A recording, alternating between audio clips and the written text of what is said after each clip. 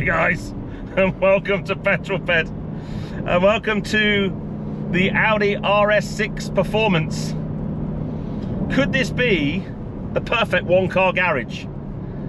It's certainly one of the fastest fast wagons I've driven. I mean, get this.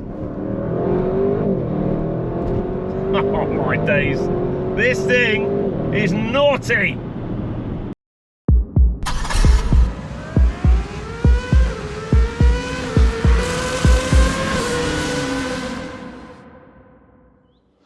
You know how time flies and you don't realise just how long ago in the past a particular event happens?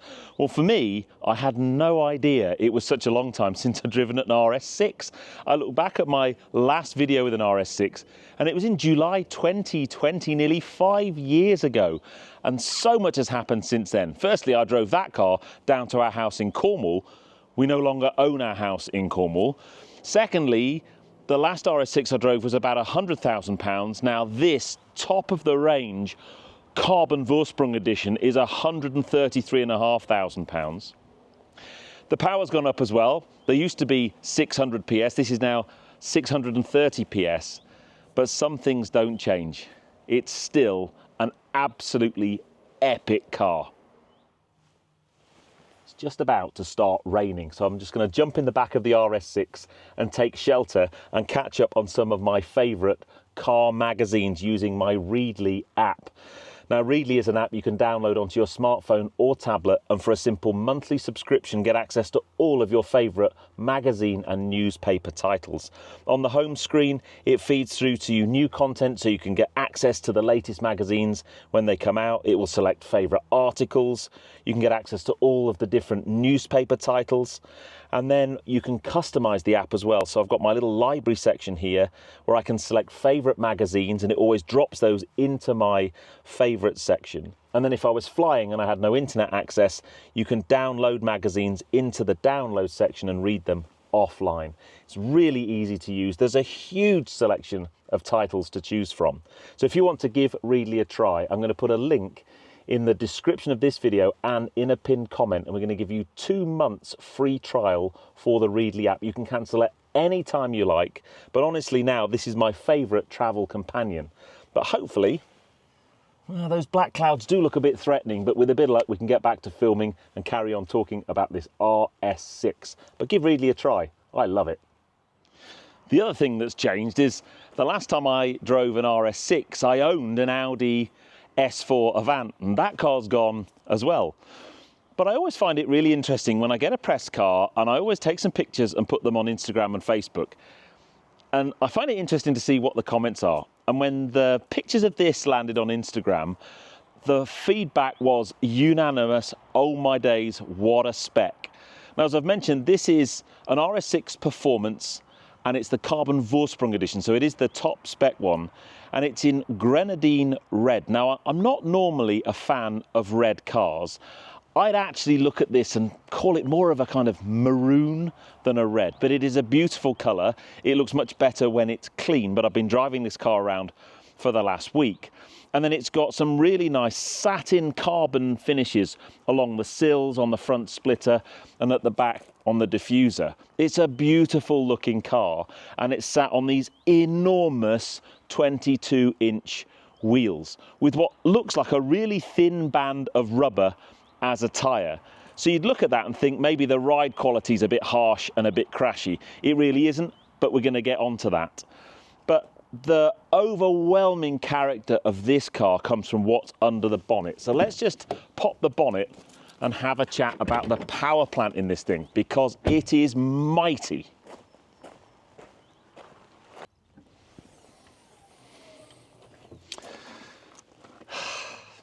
Four-litre V8. It sounds magnificent, both inside the cabin and outside the car.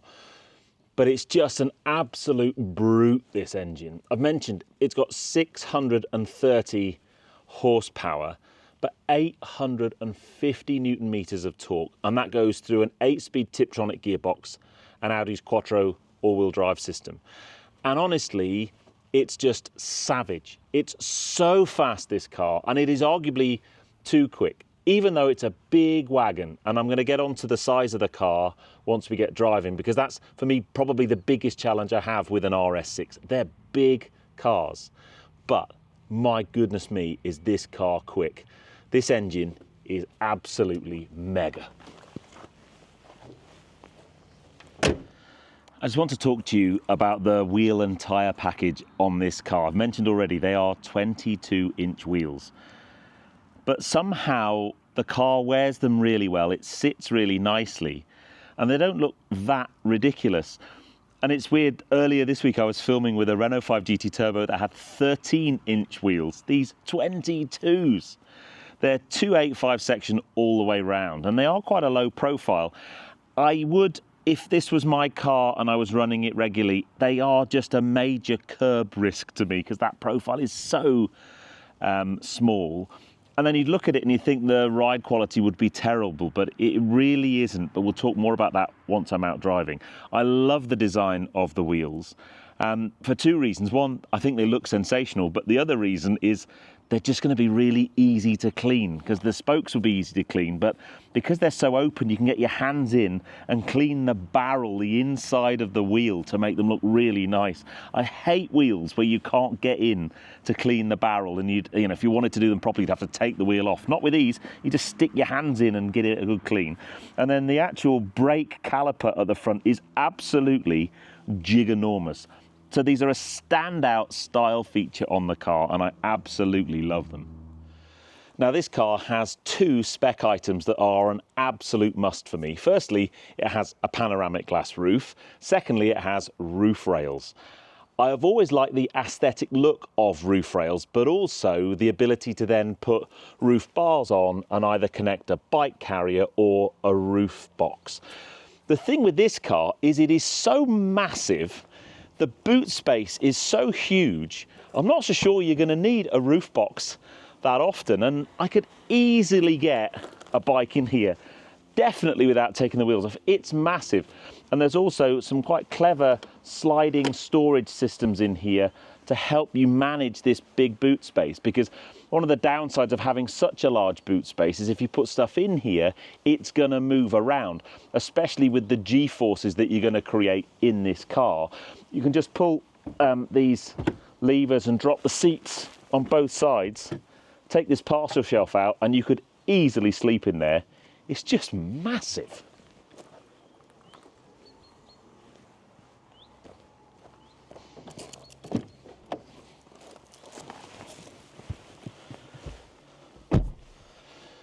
Now, for me, Audi have always been right up there in terms of their interiors. Top of the game, top of the tree. And this RS6 is absolutely no exception.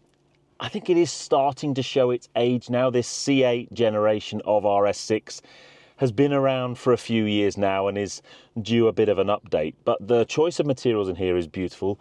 Lots of leather, Alcantara steering wheel. There's this lovely textured carbon fibre on the dash. The thing that I'm not a big fan of, however, is the glossy surfaces. The piano black here, the screens, they are a magnet for fingerprints. And although this is a relatively new car, there's already scratches here on the cover of the two drinks holders. So that's a modern day car thing, unfortunately.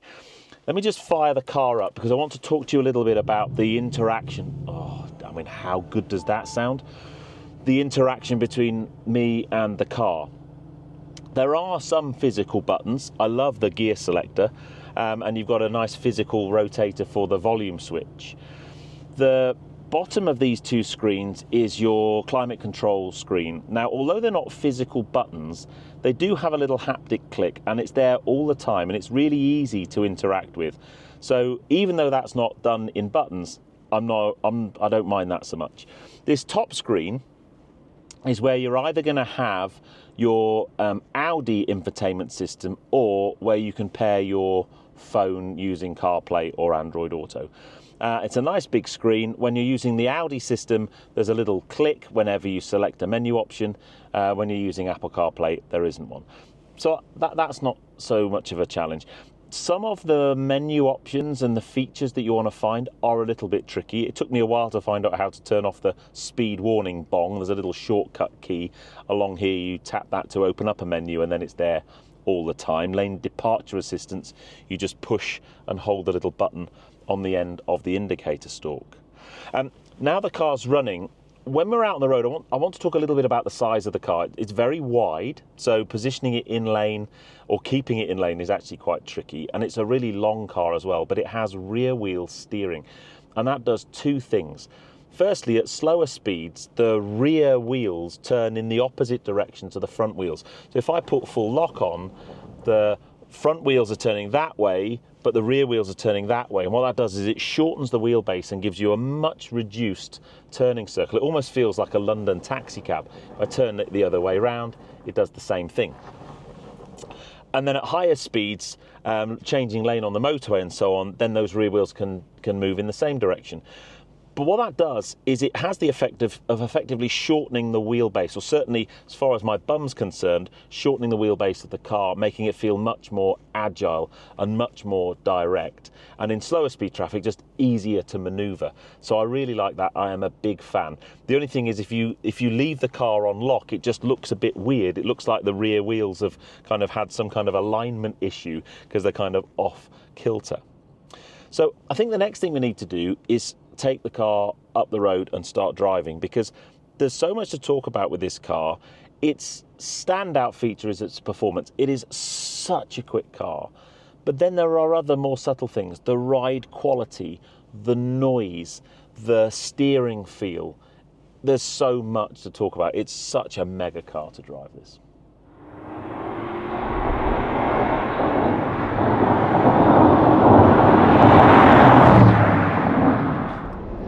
Now, if you drive this car around in comfort mode, in the auto change box, it's a very relaxing place to be. It's a lovely place to be, wrapped in luxury.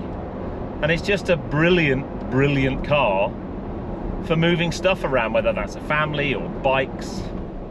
It's mega. And you'd never really think that it was such a high performance car. It's a pussycat when it's in comfort mode. Now you've got Audi's Drive Select program, and there's a little button just here that you can cycle through. So it's got efficiency, comfort, auto and dynamic. And as you'd imagine, if you go up into the dynamic mode, it turns everything to the max, and that's when you tap into all of the performance. However, the challenge with that is it also sets the suspension to its firmest setting.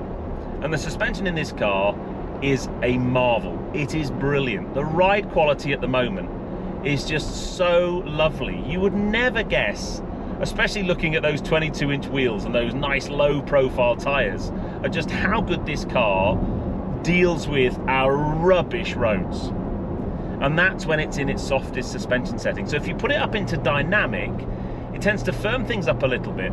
So for me, what I've been doing is on the steering wheel, you've got a little RS button, and there are two RS customizable menus, RS1 and RS2, so you can set them up for different things.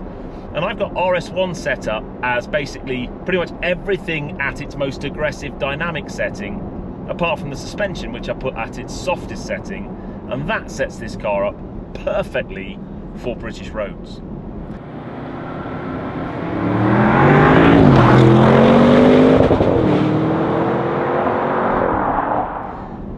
The only thing I would say about driving this car around is it is a really big car. And I'm sure I said on my last RS6 review, I've always been a more of a kind of A4, S4, RS4 kind of guy. Just a little bit smaller, a little bit more usable. This is a very wide car. I took it to the supermarket yesterday, and it's so long it kind of sticks its nose out the front of the car park space.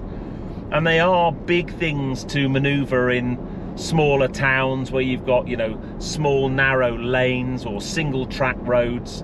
And as soon as that happens, you're very, very aware of just how big and how wide this car is.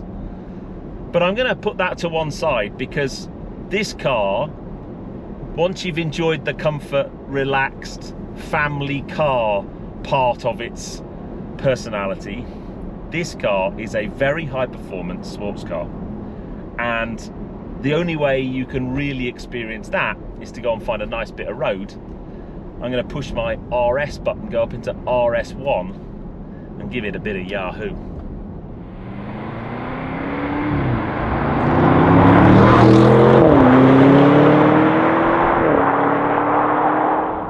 Okay, I'm going to hit the little RS button. Now, a couple of things. First off, by default that now goes into the sport auto change on the gearbox. The engine tone changes very markedly. As I come down here and the car starts changing down, and auto matches, and then you just get these little burbles and pops on overrun, and straight away I know I've got a more aggressive car underneath me, a car that feels way more up for it. And it's very difficult to get across on camera just how fast this car is, especially when you're on the public road. It's one of the fastest feeling cars I've driven in a long time, and that includes the couple of Ferraris I've driven recently. It is bonkers quick.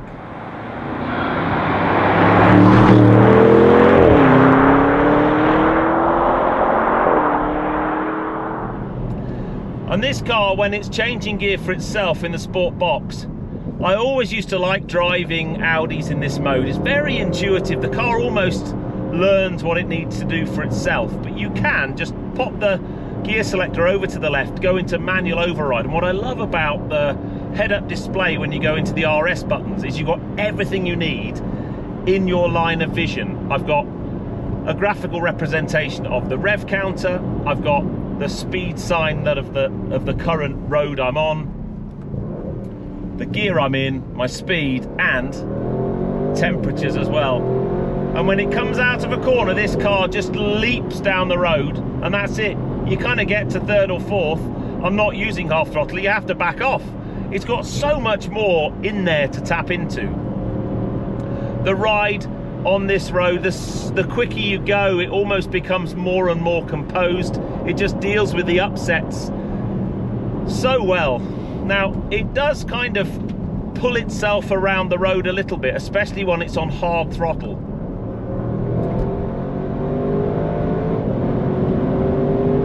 But it's just devastatingly fast. I mean, devastatingly fast. And listen to that V8.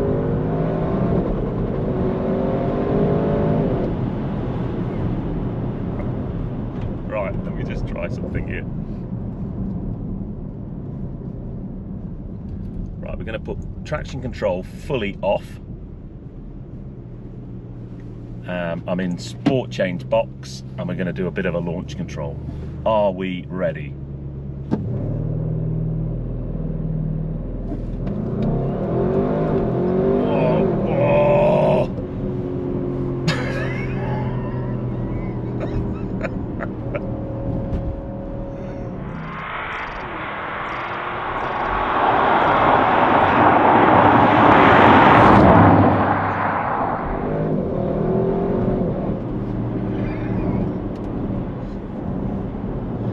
Oh my days.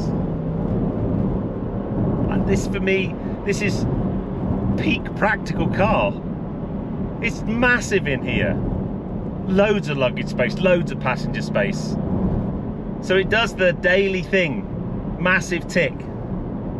But the performance element of this car is just sensational. Absolutely sensational. The power delivery from that V8, 850 Newton meters. That's the important number. The 630 PS, don't get me wrong, that's a pretty important number as well. But it's the torque that gives you that ultimate amount of performance. It's phenomenal, this car. Absolutely phenomenal.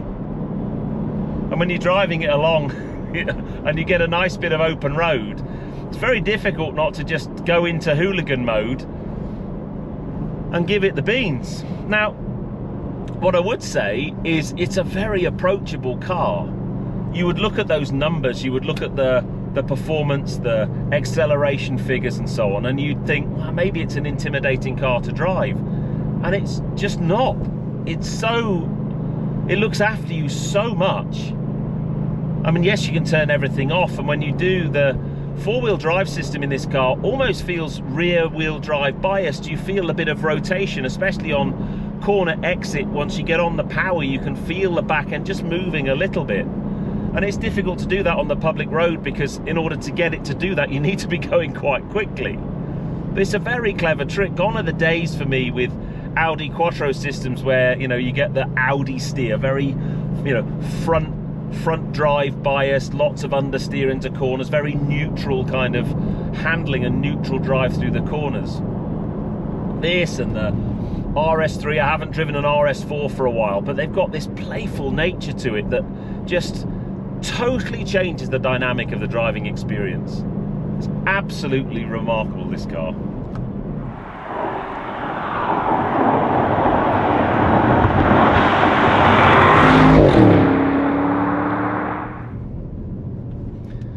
Coming through a 30 just gives you time to recalibrate and think about things. Now, the last time I drove an RS6, its main rival for me, the M5, only had a saloon variant. But now, of course, we have the new M5 Touring. And I haven't driven one yet. I haven't driven an M5 saloon yet either, and I look forward to doing that as soon as possible.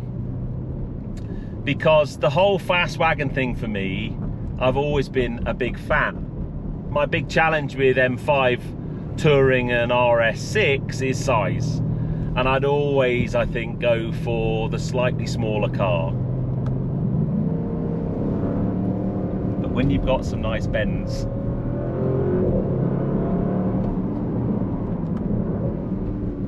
and you can come out the bend and just power up a hill, days.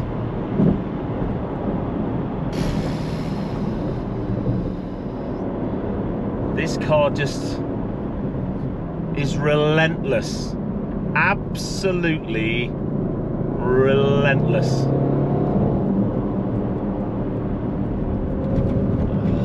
mean, come on. So yeah. Final impressions of this beautiful RS6 Performance. It's stepped on another level since the last RS6 I drove. I love that one. This, oh my goodness me, I'm in love. Absolutely astonishing car. I think I would struggle to own one.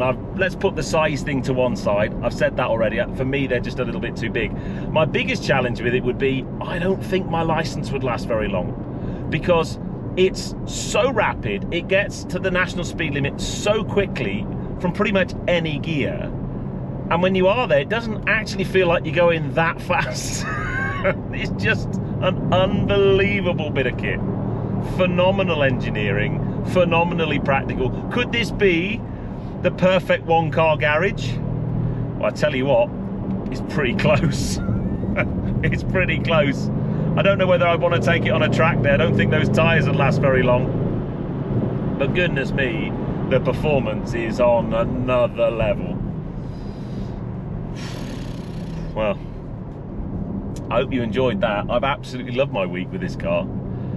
It's very difficult to do it justice on camera on the public road, because you really need to be sitting in the seat, either the driver's seat or the passenger seat, and feeling the G-forces that are going through my body, whether that's under acceleration, whether that's lateral G when you're going through the corners, or when you stamp on those anchors, whether it's that forward momentum trying to push you through the windscreen.